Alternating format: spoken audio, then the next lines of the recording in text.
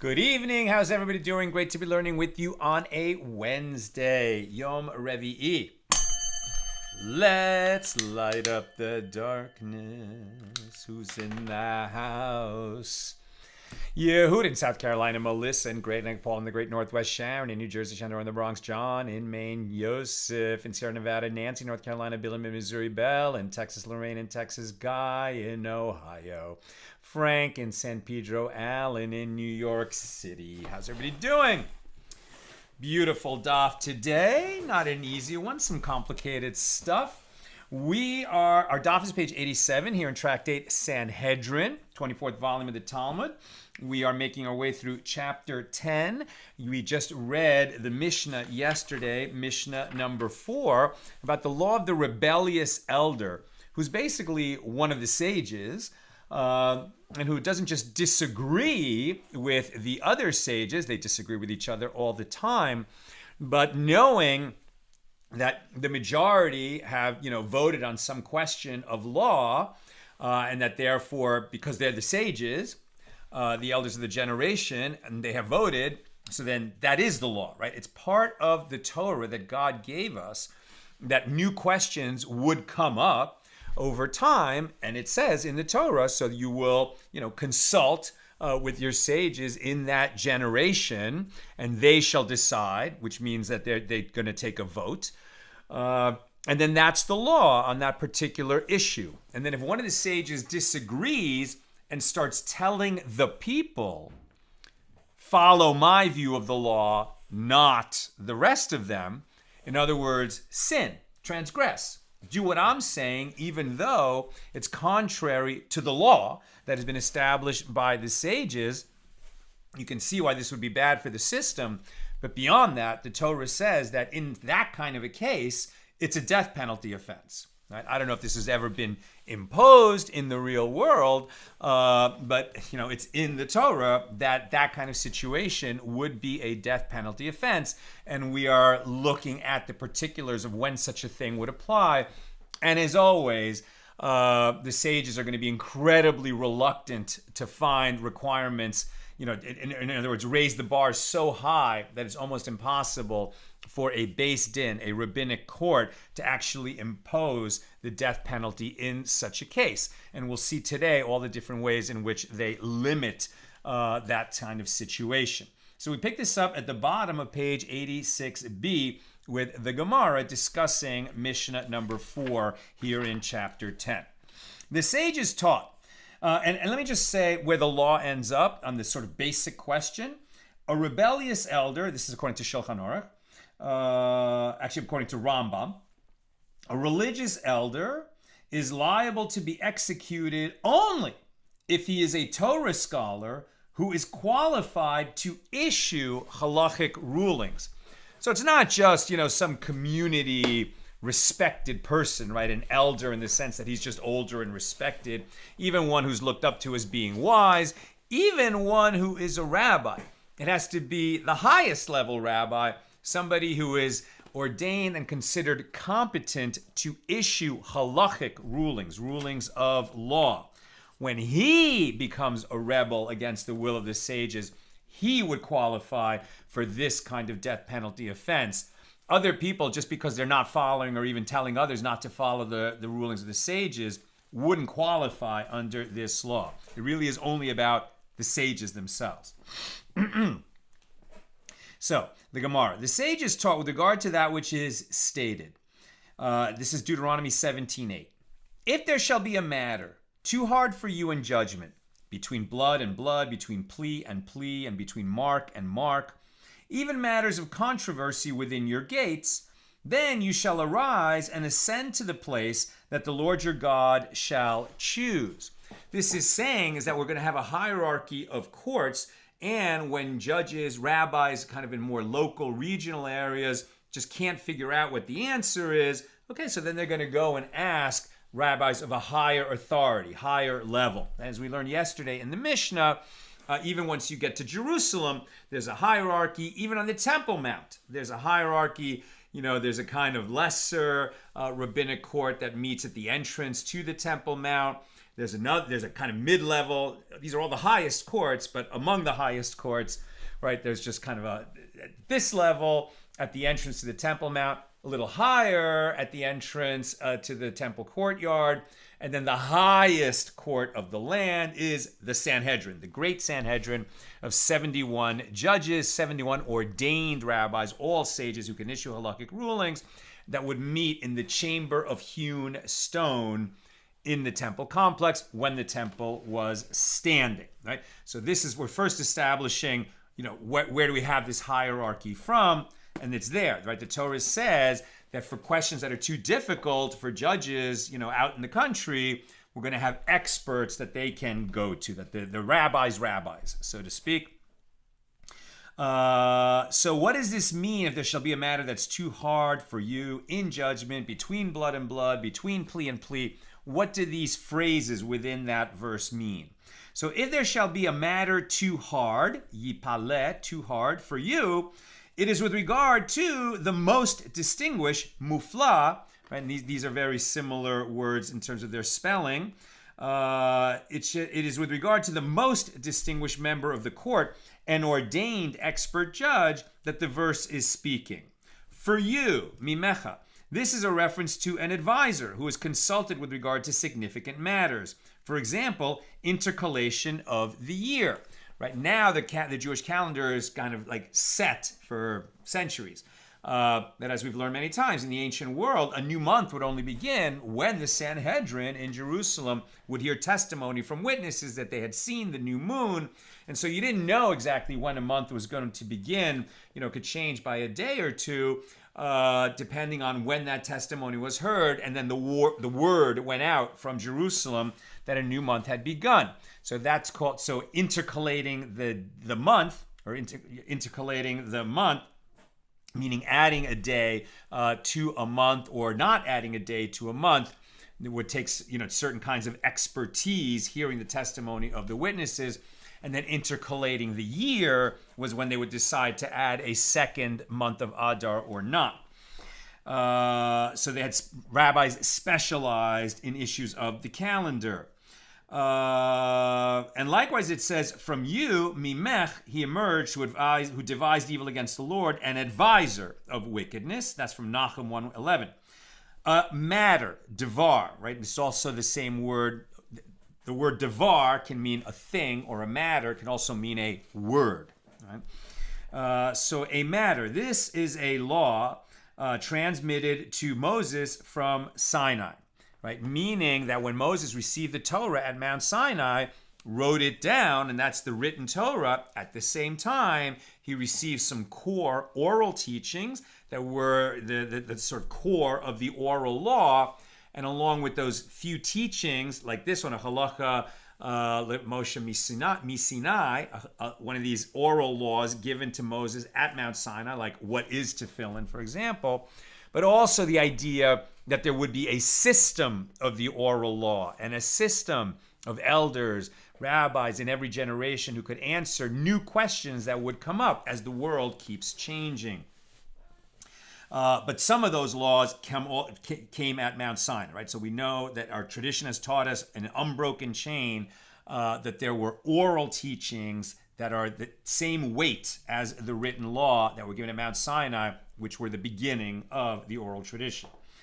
A matter, this is a law transmitted to Moses at Sinai. In judgment, this is a logical inference, which is one of the hermeneutical principles by which the rabbis derive laws from the written Torah. Between blood and blood. This is the ability to discern between the many laws relevant to the blood of a menstruating woman, the blood of childbirth, and the blood of gonorrhea-like discharges in men. In other words, there are many laws in the written Torah about when a person becomes tameh, ritually impure, therefore can't enter the precincts of the Holy Temple, can't come into contact with something that needs to be eaten in ritual purity, like the teruma tithe that is given to the Kohanim, to the priests. And what will render a person tameh, ritually impure, when it has to do with bodily liquids, often depends on very, very precise colors of the blood or of the markings on the skin when we're going to get to tzaras, but very nuanced differences in color. And also timing. When we're talking about menstruating women, where in their cycle certain spots are found, does that indicate that she's a niddah, and therefore the husband and wife are prohibited to each other until she goes through a purification, immersed in the mikveh, waiting the clean days, immersed in the mikveh, etc. Or sometimes it's not. She's not a niddah because this spot arrived at a different time of the month. But knowing all those very complex laws, we're talking about rabbis at a very high level. Between plea and plea, this is the ability to discern between cases of capital law and cases of monetary law, with regard to which there are differences in evidence protocols and laws involving the liability to receive lashes. When is a person flogged?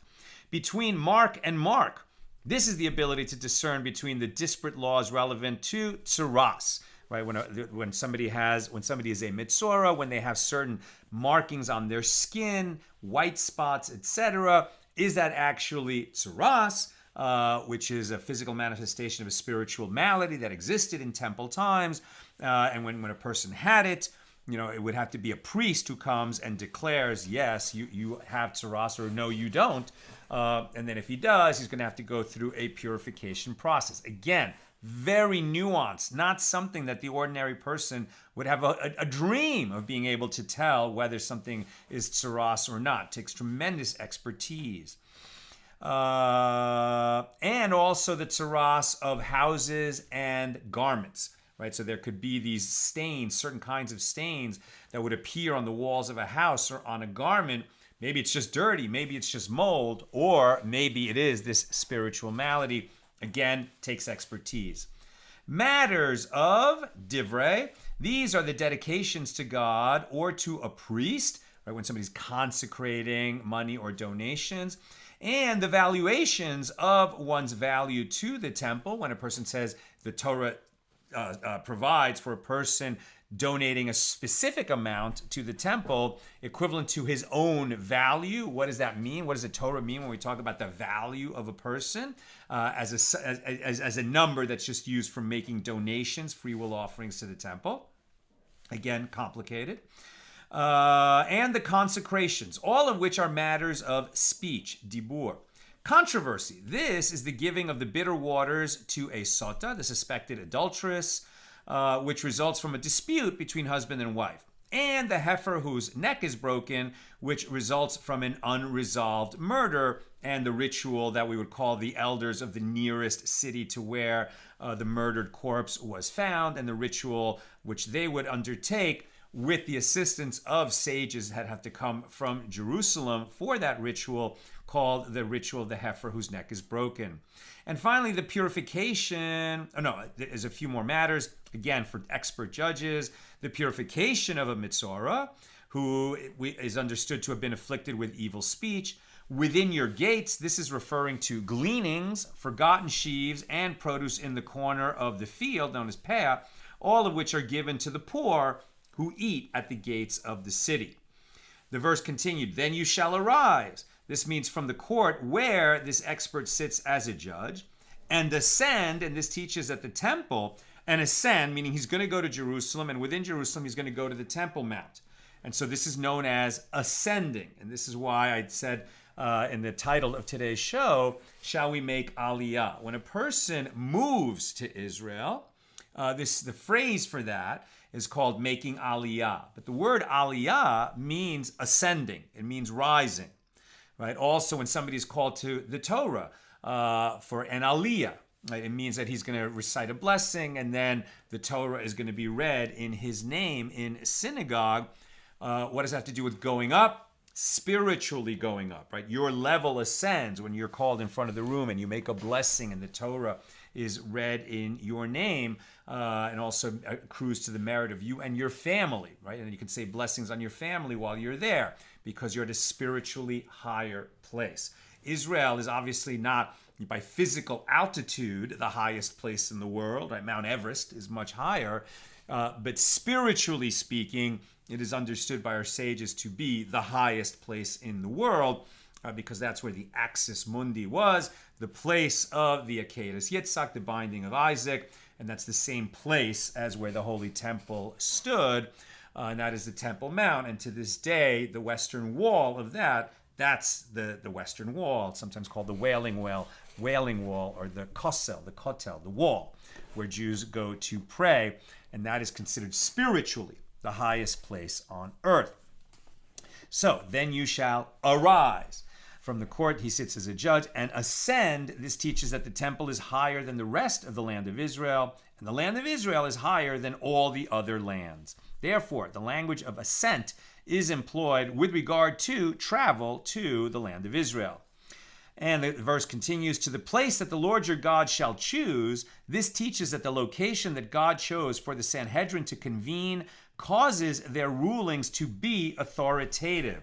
In the sense here in the Mishna that the rebellious elder who instructs others to act contrary to a ruling issued there is liable.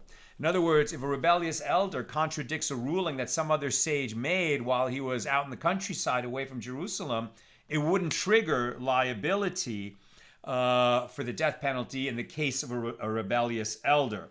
He has to be challenging a legal ruling that came from the Sanhedrin while the Sanhedrin was on the Temple Mount in the chamber of hewn stone. Otherwise, the requirements of this law and this death penalty would not be met.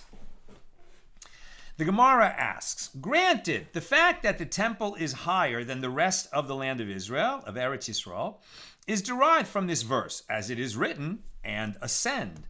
But from where does the Tana of our Mishnah, the rabbi of our Mishnah, derive the fact that Eretz Yisrael is higher than all other lands? And the Gemara answers that it is derived from this verse, as it is written, Jeremiah 23, verses 7 and 8. Therefore, behold, the days come, says the Lord, and they will no longer say, as the Lord lives, who brought up the children of Israel from the land of Egypt. Rather, as the Lord lives, who brought up and led the descendants of the house of Israel from the north country and from all the countries where I had driven them, and they shall dwell upon their land. So apparently, coming from other countries to Eretz Yisrael is characterized as ascent. So the sages taught in a baraisa, a rebellious elder is liable only for instructing another to perform an action involving a matter for whose intentional violation one is liable to receive kares, death at the hands of the heavenly court, and for whose unwitting violation one would be liable to bring a sin offering when the temple is standing and offerings can be brought. This is the statement of Rabbi Meir, right? So it's only the kind of matter where if the person does it wrong, and if he does that, if he violates a law intentionally, the punishment would be kares. If he does it unwittingly, it would be a matter to bring a sin offering, a chatas, right? If it's not that kind of a law and a transgression about which the rebellious elder is rebelling against the Sanhedrin, then again, the elements of this death penalty offense would not be met and it would not apply. Now, Rabbi Yehuda says, one is liable for a matter whose essence is known from the words of the Torah itself and whose explanation is understood from traditional rabbinic interpretations of the Torah. The elder is not liable if the essence of the matter with regard to which he issues his ruling does not appear in the Torah at all, or if the entire matter is written in the Torah. Rather, it has to be the kind of law where there is a combination of a source written in the written Torah and an interpretation that comes from the rabbis based on the written Torah, but which the rabbis, the sages, are adding some kind of interpretation to the law. Again, those both elements would be required, according to Rabbi Yehuda, for the penalty, the rebellious elder death penalty to apply. And Rabbi Shimon says, even if he differs with regard to one of the minutiae of the scribes in interpreting the Torah, the elder would be liable, irrespective of the severity of the transgression. In other words, according to the minority opinion of Rabbi Shimon, if he's going against what the other sages have voted on and declared is the law, it doesn't matter whether it's a kares-bearing penalty or not, he could be liable to the death penalty. But we don't follow Rabbi Shimon. The Gemara elaborates, what is the reason for the opinion of Rabbi Meir? Right, Rabbi Meir, who says it has to be a kares-bearing penalty. He derives a verbal analogy between the term matter, written here, and the term matter that is written elsewhere. Here, matter is written in the verse, if there shall be a matter that is too hard for you in judgment, Deuteronomy 17:8. And there it is written in Leviticus 4:13, and the matter shall be concealed from the eyes of the assembly. And just as there in the verse in Leviticus, the sin offering of the congregation is brought only for a matter for whose intentional violation the punishment is kares, and for whose unwitting violation the penalty is to bring a sin offering, so too here the rebellious elder is liable only for a matter whose intentional violation results in kares and whose unwitting violation results in the sin offering. And what is the reason for the opinion of Rabbi Yehuda, who says that it has to be a combination of written Torah and rabbinic interpretation? It is written with regard to the rebellious elder, according to the Torah, they shall instruct you, Deuteronomy 17:11. And this indicates that there is no liability until it is a matter that consists of elements of both the written Torah and that the sages shall instruct you in its interpretation. And what is the reason for the opinion of Rabbi Shimon, who says it doesn't have to be kares-bearing? It is written with regard to the rebellious elder that they shall declare unto you from that place, in Deuteronomy 17:10, from which Rabbi Shimon derives that one is liable even if he deviates from the ruling of the Sanhedrin to any degree whatsoever. If the ruling came from the Sanhedrin and you deviate from that intentionally and incite others to follow your ruling instead of the Sanhedrin, you triggered that. I mean, you qualify for the death penalty, according to Rabbi Shimon. Rav Huna bar Chananah said to Rava, interpret for me that baraisa, in which the liability of the rebellious elder for rulings in different areas of halacha is derived from the verses, in accordance with the opinion of Rabbi Meir, who says that the rebellious elder is liable only for a matter whose intentional violation leads to kares and unwitting violation leads to a sin offering. How is such a prohibition found in each of the categories enumerated in the baraisa? Right, there are all these categories that we see in the baraisa between blood and blood, plea and plea, this kind of matter, that kind of matter. Okay, well, is it true that for all those matters, according to Rabbi Meir, it would only work if the transgression of a law in question would result in kares if done intentionally, or a chatas, a sin offering, if done unwittingly? Do we have kares-bearing penalties within all those areas of law? Right, that's what's being asked here. And so Rava said to Rav Papa, his student, yeah, go and interpret for him. This question's too easy. He gave it to a student to handle. Okay, so Rav Papa said to Rav Huna, if there shall be a matter too hard, well, there the verse is speaking with regard to the most distinguished member of the court. For you, this is referring to an advisor who knows how to intercalate years and establish months. How is there liability in this matter for kares or a sin offering? It is, as we learned in a Mishna, tractate Eduyos, Rabbi Yehoshua and Rabbi Papayas testified that the judges may intercalate the year throughout the entire month of Adar, the month of Adar that contains Purim, the month before Nisan, which begins next week, which is the month of Passover. So they may intercalate the year throughout the entire month of Adar, as the other sages would say that the judges may do so only until the day of Purim. In other words, how late in the year can the rabbis say, oh, we're going to add a second Adar? It sounds like, according to this ruling, only up until Purim. Why does it matter? Because if they add a second Adar, that's going to change when Passover comes. And if there's disagreement about when Passover is, then some people will observe Passover at a different time than others. The Sanhedrin says when Passover is, that's when Passover is. Anyone who's following some kind of different calendar, like the calendar of the rebellious elder, he would then be eating chametz, like bread, while he is prohibited to eat that because the sages have said this is when Passover is, according to the calendar, which changed when they added a second Adar, right? A ruling contrary to the ruling of the Sanhedrin could result in a matter for which one is liable to receive kares, as if his disagreement is to this side, for example, the court intercalated the year, and the rebellious elder ruled that the year is not intercalated, right? So the sages added a second Adar, and the rebellious elder says, no second Adar.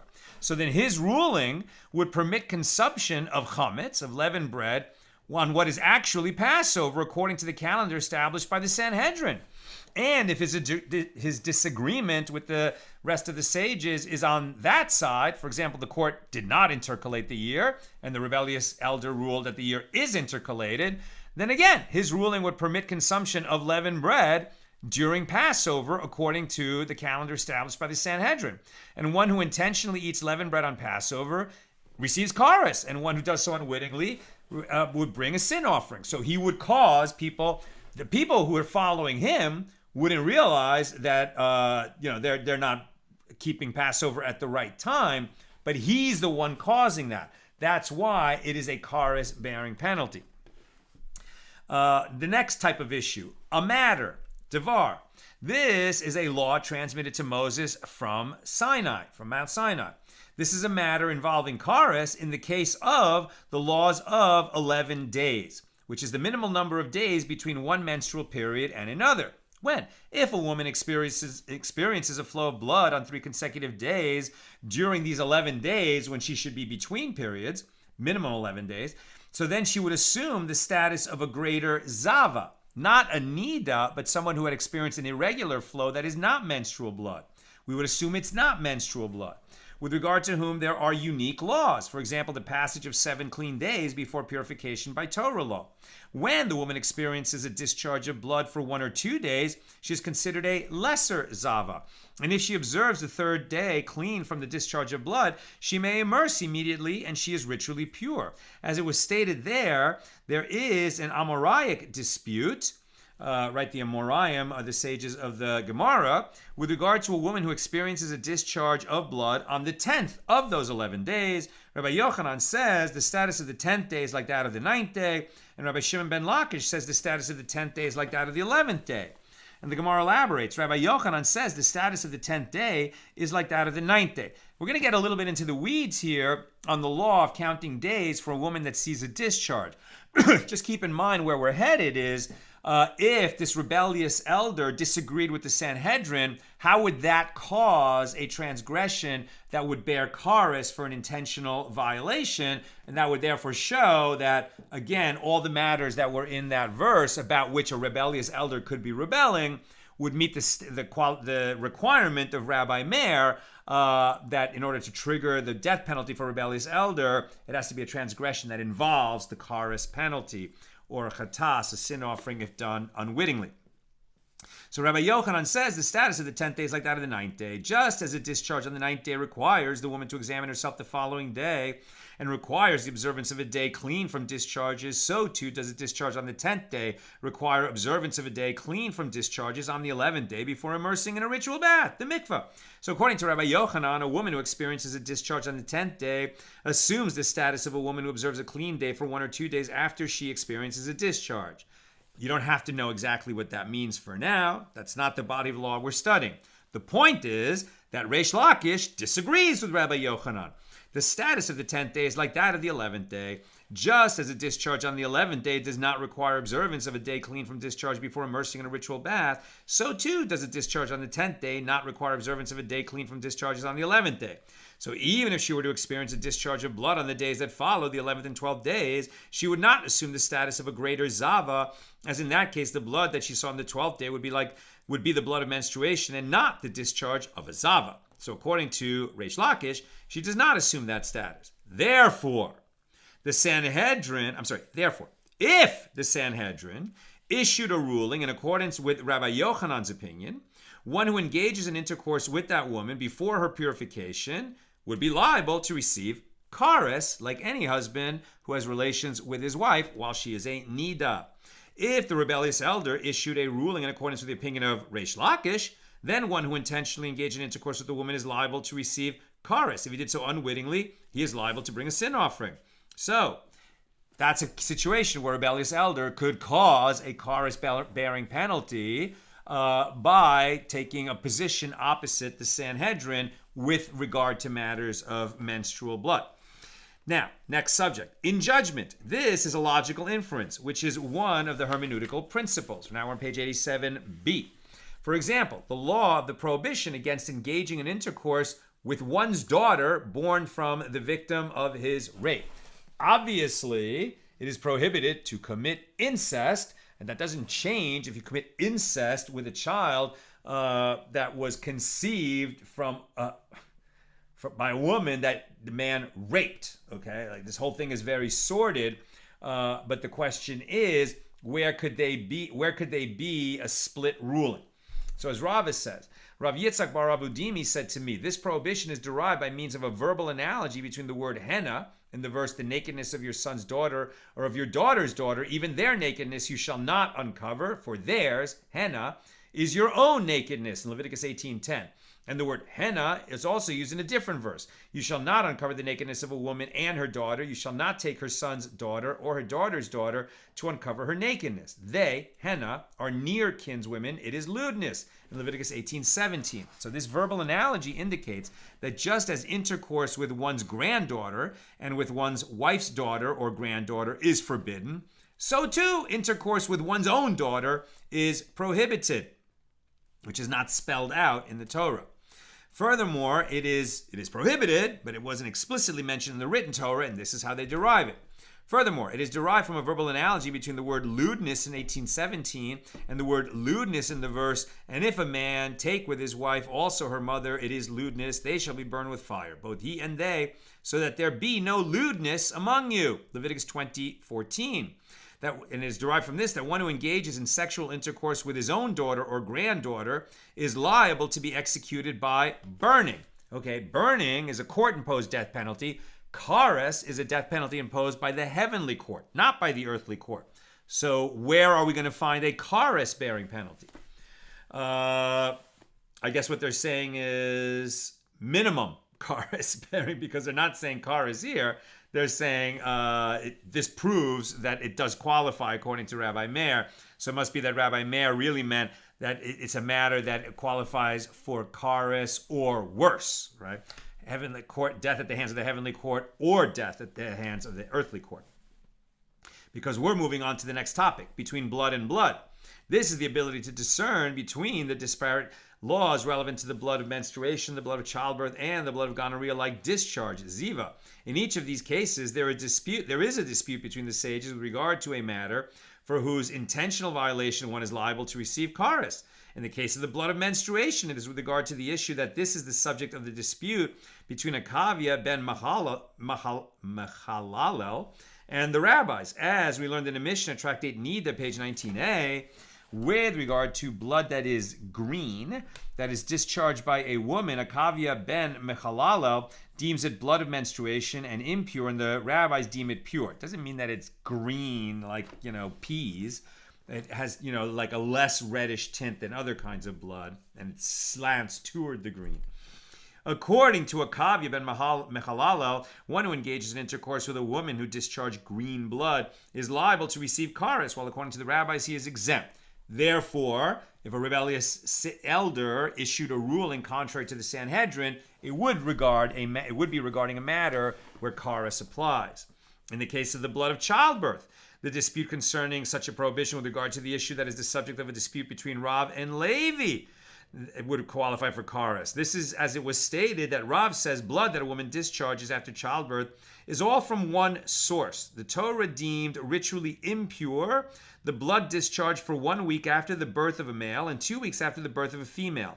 And the Torah deemed ritually pure the blood that is discharged for the subsequent 33 days for a male and for the subsequent 66 days for a female. Even if the blood flows continuously, the status of the blood changes after the conclusion of the period of impurity. This is definitely that kind of law that is a chok, right? A chok, meaning it is supra-rational. We're not talking about laws like, that just make common sense, like you shall not murder, you shall not steal, you shall not kidnap. The fact that blood, if she was bleeding after childbirth, kind of like a trickling bleeding continuously, even though all that blood comes from the same source, blood, postpartum blood, then, for the first week after a male, that blood, anything that it came into contact with, it would be rendered tameh, ritually impure. But once the 7 days end and that blood is still flowing, now that's considered pure blood. It does not impart tuma. That blood is tahor. Why? Because the Torah said so. And Levi says, no, the blood that comes from the woman emerges from two different sources. The impure source is sealed after 1 week for a male and 2 weeks for a female. And then the pure source is open. And the conclusion of the period of the discharge of pure blood, the pure source is sealed and the impure source is open. Only if the flow of impure blood ceases is a subsequent discharge deemed pure. Therefore, if one engaged in intercourse with a woman who experienced a continuous flow of blood beyond the time of the conclusion of the period of the flow of pure blood, according to Levi, he is liable to receive kares, and according to Rav, he is exempt. Again, a very nuanced difference between these sages, but if a rebellious elder took a position opposite to that of the Sanhedrin and incited people to follow his ruling rather than the Sanhedrin's ruling, it would be a matter that involves kares. In the case of the blood of a zava, the dispute concerning such a prohibition is with regard to the issue that is the subject of the dispute between Rabbi Eliezer and Rabbi Yehoshua. As we learned in a Mishna tractate niddah, page 36b, in a case where a woman experienced labor pain accompanied by an emission of blood lasting 3 consecutive days, within the 11 days between the periods when her emissions render her a menstruating woman, during which the emission of blood renders the woman a zava rather than a niddah. So if she ceased experiencing labor for a 24-hour period, indicating that the blood was not the result of imminent birth, and then she gave birth, that woman gives birth as a zava and is liable to bring the purification offerings of both a woman after childbirth and the offerings of a zava. This is the statement of Rabbi Eliezer. The Mishnah continues, and Rabbi Yehoshua says that is her status only if she ceased experiencing labor for a 24-hour period, that is a night and the day that follows, like Shabbos evening and the day that follows it. And when the Mishnah says that she ceased, it is referring to a case where she ceased from having labor pains and not from having the flow of blood. And the dispute is whether the woman who gave birth has the status of a zava, who is required to count 7 clean days before immersing in a mikvah, or whether she has the status of a woman after childbirth. If the 2 weeks of the blood of impurity after childbirth elapsed and she did not immerse in a mikvah, according to Rabbi Eliezer, she remains a zava, and one who engages in intercourse with her is liable to receive kares. According to Rabbi Yehoshua, at that point the blood becomes the blood of purity, and one who engages in intercourse with her is not liable to receive kares. And that's why this penalty would apply, and this, a dispute in this area of the law would trigger that penalty for the rebellious elder. Next type of case, between plea and plea. This is the ability to discern between cases of capital law, cases of monetary law, and cases of laws involving lashes. The Gemara elaborates, in cases of monetary law, the dispute concerning such a prohibition is with regard to the issue that is the subject of the dispute between Shmuel and Rabbi Bahu.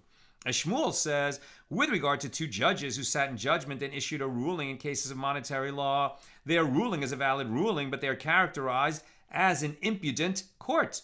And Rabbi Bahu says, everyone agrees that their ruling is not a valid ruling. If a tribunal of 2 judges rules that one of the litigants must pay the other money, and that litigant uses the money to betroth a woman, according to Shmuel, she is betrothed, and one who intentionally engages in intercourse with her is liable to receive kares. According to Rabbi Bahu, she is not betrothed, and one who engages in intercourse with her would not be liable under that particular penalty. Maybe there's fornication, maybe there's a different problem, but the betrothal never took hold because the money shouldn't have been there in the first place. Now, In cases of capital law, the dispute between such a prohibition as with regard to the issue that is the subject of the dispute between Rebbe and the rabbis. As it is taught in a Baraisa that Rebbe says, with regard to that which is written, if men struggle and they hurt a pregnant woman, and if there shall be a tragedy, you shall give a life for a life. Exodus 21, 22, 23. The reference is to a monetary payment for the life that he took. The tragedy reference is the unintentional killing of the mother. Right? That's where you would have to pay damages, but you wouldn't be guilty of murder. Even though it says life for a life, we've learned many times, an eye for an eye and a tooth for a tooth also doesn't mean we gouge out somebody's eyes or knock out someone's tooth, nor do we kill someone that negligently or accidentally killed someone else. There might be a death penalty in a murder case, but that doesn't actually come from life for life. That's the specific penalty of a murderer. And the Tana deliberates. Do you say that the reference is to a monetary payment? Or perhaps the reference is only to giving his actual life? We've had this discussion before. How do we know that life for life means monetary payment in this context and doesn't mean that you will take a life for the life that was taken negligently or accidentally? Based on the language employed in the verse, it can be determined that the reference is to monetary payment. In these verses, giving is stated above, and you shall give a life for a life. And giving is stated below. He shall be punished as the husband of the woman shall impose upon him. He shall give as the judges determine. Exodus 21:23. So just as there in the phrase, give as the judges determine, the reference is to a monetary payment. So to here, that's when you cause a miscarriage. So to here in the phrase, give a life for a life, the reference is to monetary payment. And the rabbis hold that the reference is to giving his actual life. If an heir of the victim betrothed a woman with money seized from the assailant, according to Rebbe, the woman is betrothed, while according to the rabbis, she is not betrothed. And this would cause the kind of dispute that could lead to a Karas penalty, and that's why all of these matters do qualify when we're saying, does the law of the rebellious elder apply or not? Next case. In cases of laws involving lashes. Okay, do cases of laws involving lashes also bear Karas penalty? In cases of laws involving lashes, the dispute concerning such a prohibition is with regard to the issue that is the subject of the dispute between Rabbi Yishmael and the rabbis. As we learned in the Mishna on page 2a of this tractate, cases concerning the violation of prohibitions that render one liable to receive lashes are adjudicated by 3 judges. And the sages state in the name of Rabbi Yishmael, cases concerning lashes are adjudicated by 23 judges. The lesser Sanhedrin, which is the minimum number required for a death penalty case. Sounds like also for a flogging case. According to Rabbi Yishmael, if a tribunal of 3 sentences an individual to lashes, that individual can claim damages for any injury caused as a result of the lashes because he never should have been sentenced to lashes by any court with less than 23 judges. So if 3 judges sentence him to that, they broke the law. And if he then receives money and damages and he betroths a woman with that money, the betrothal is valid. But according to the rabbis, he cannot claim damages, as the court is authorized to sentence him to receive lashes. Between mark and mark, this is the ability to discern between the disparate laws relevant to the leprous marks or the tsaras marks of a person, marks on houses, and marks on garments, all of tsaras. In the case of tsaras marks on a person, the dispute concerning such a prohibition is with regard to the issue that is the subject of a dispute between Rabbi Yehoshua and the rabbis. As we learned in the Mishna tractate Negayim, if the snow white mark, known as a baheres, preceded the white hair within it, the individual is impure with tsaras, as that is the order of events that appears in the Torah. And if the white hair preceded the baheres, then the individual is pure. He doesn't have a tsaras. He's not a mitzorah. If there is uncertainty concerning which appeared first, the rabbis say he is impure. And Rabbi Yehoshua says it has darkened. And the Gemara asks, what is the meaning of it has darkened? And Rava says its status is like that of a baheres that darkened, with regard to which the Torah says pure, tahor, meaning not tsaras. If one with a baheres with a white hair entered the temple and there is uncertainty concerning which appeared first, according to the rabbis, he is liable to receive kares because he is a mitzvah and he entered the temple. But according to Rabbi Yehoshua, he is not liable because he's not a mitzvah when he entered the temple. So if the rebellious elder issued a ruling contrary to the rest of the Sanhedrin, it wouldn't involve kares for a person. In the case of leprous marks of tsaras marks on houses, the walls of houses, the dispute concerning such a prohibition is with regard to the issue that is the subject of the dispute between Rabbi Elazar, the son of Rabbi Shimon, and the rabbis. As we learned in the Mishna tractate Negayim, Rabbi Elazar, the son of Rabbi Shimon, says, a house is never deemed impure with tsaras unless the mark will be seen to be the size of 2 Cilician beans on 2 stones, on 2 walls, in a corner between the 2 walls. And the length of the mark is that of 2 Cilician beans, and its width is that of 1 Cilician bean. Pretty specific, before they would rule that a house has tsaras. When a house has tsaras, you have to tear down the house. Very bad for the owners of the house. So good, right, that the rabbis made it so difficult to meet those requirements. And the Gemara asks, what is the reason for the opinion of Rabbi Elazar, the son of Rabbi Shimon? And the Gemara answers, the word wall is written in the verse, and the word walls is written in the same verse, and he shall see the mark in the walls of the house with hollow streaks, greenish or reddish, and their appearance is lower than the wall. Leviticus 14:37. So which is one wall that is like multiple walls? Well, you must say this is a corner between 2 walls. And the rabbis hold that it is a house with tsaras, even if the mark appears on 1 wall. Therefore, one who entered a house with a leprous mark, with a mark of tsaras on 1 wall, and then he entered the temple, is liable to receive kares according to the rabbis. But according to Rabbi Elazar, the son of Rabbi Shimon, he is not liable. And if the rebellious elder took a side against the Sanhedrin, it's a matter involving kares. In the case of markings of tsaras on garments, there the dispute concerning such a prohibition is with regard to the issue that is the subject of the dispute between Rabbi Yonasan ben Avtolemos and the rabbis.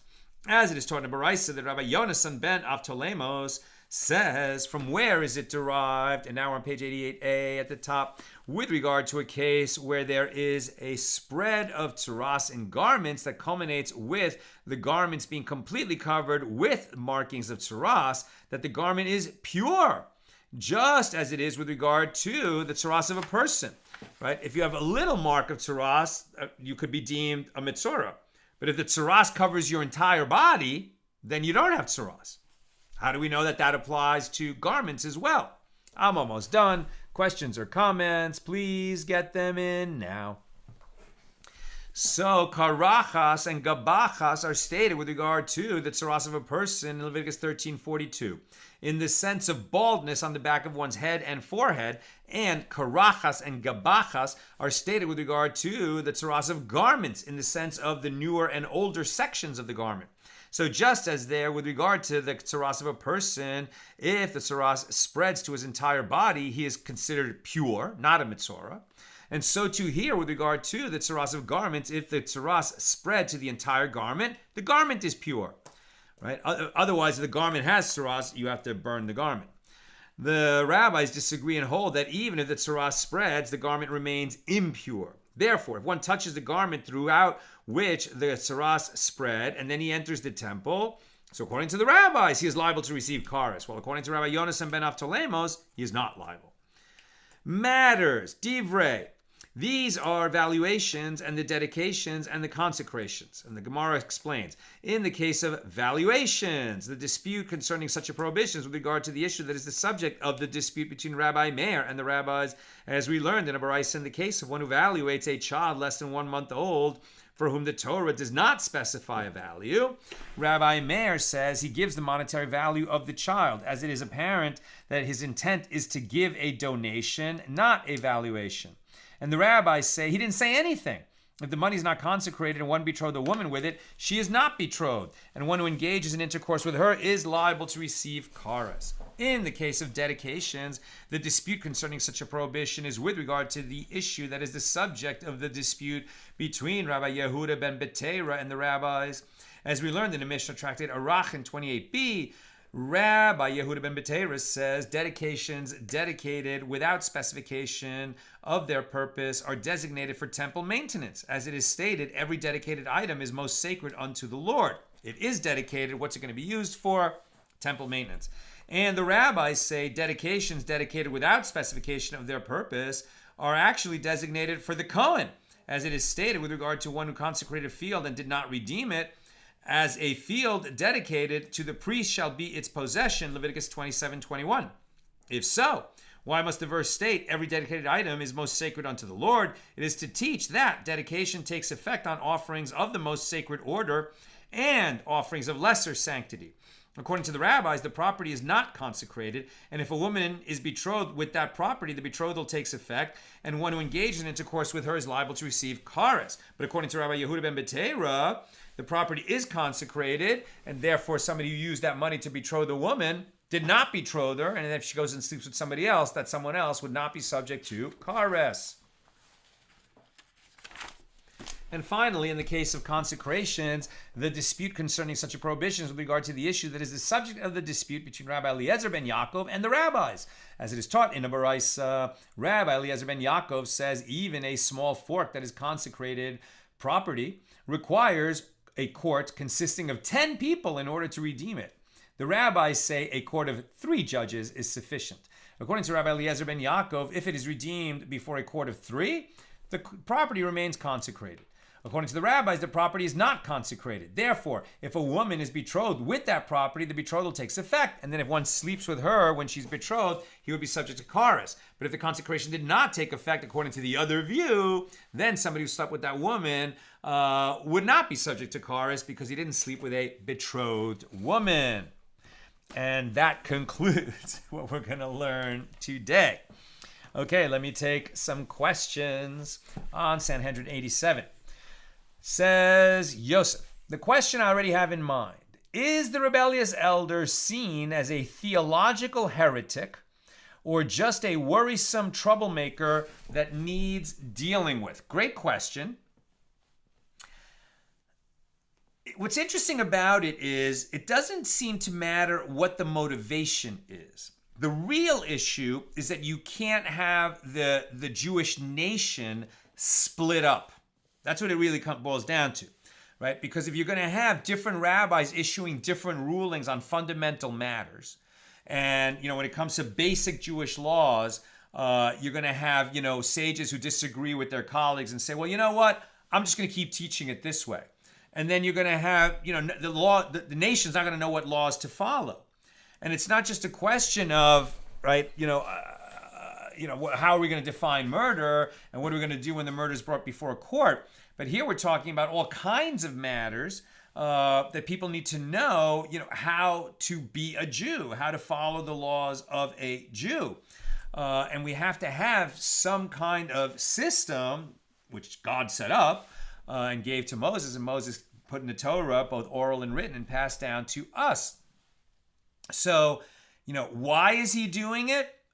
Because he really believes it, probably.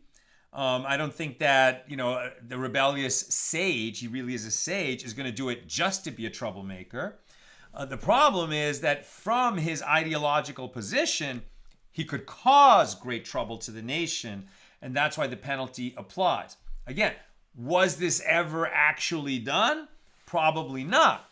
What would happen is what we saw in the case of the oven of Achnai in the Rabbi Eliezer story, when he disagreed with all the other sages on this kind of an issue, and they excommunicated him. And he accepted his excommunication. He didn't go and teach that law. He never was a rebellious elder. He just disagreed with them, and he knew that he was right, and he refused to be consoled. But he didn't go out and incite the nation to follow his views. He accepted that the sages can do what they want to do. He was convinced that they were wrong, and he wouldn't admit that they were right, and so they excommunicated him, which is probably where these kinds of issues always went, if they happened.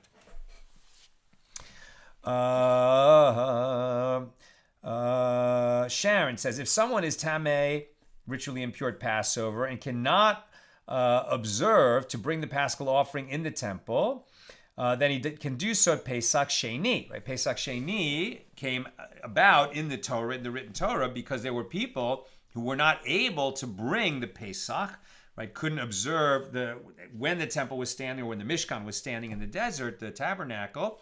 So what was it? What was Passover, right? It was not just a time of eating matzah, but also of bringing the Passover offering, the Paschal lamb.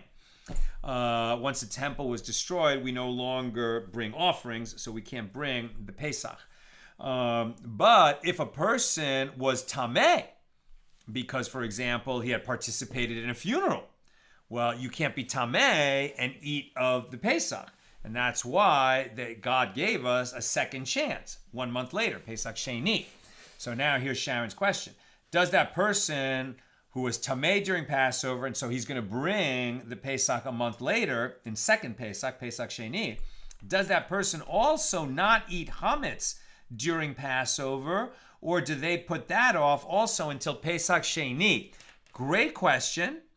I'm about 99% sure that Pesach Sheni is for the purpose of eating the Pesach a month later, not for having a whole separate Passover. So I think that the person who is tameh during Pesach, during first Passover, he can't, when the temple is standing, so he can't participate in eating the lamb, in eating the Pesach, because he's tameh. But I think he is obligated to eat matzah on the first night of Passover. And he is prohibited from eating chametz all that week. I would say 99.999% sure. And lastly, Yosef has another question. So far, the unspoken idea here is the rebellious elder may cause kares for another, from what I gather, and thus kares for himself as well. He may cause... Right, is the kind of situation where he would lead somebody else to cause kares because of his mistaken ruling. Does he cause kares for himself as well? You mean because he issued the mistaken ruling? I mean, it's interesting. Because he issued a ruling that he knows the Sanhedrin disagrees with, and he is violating the law by doing this, he's subject to a court-imposed death penalty. I'm not sure where kares applies to him unless he follows his own ruling himself. That's what I've got for us today, and with God's help, we'll see you again tomorrow, Thursday, at the regular Thursday time, 6 p.m. Pacific. Have a great night.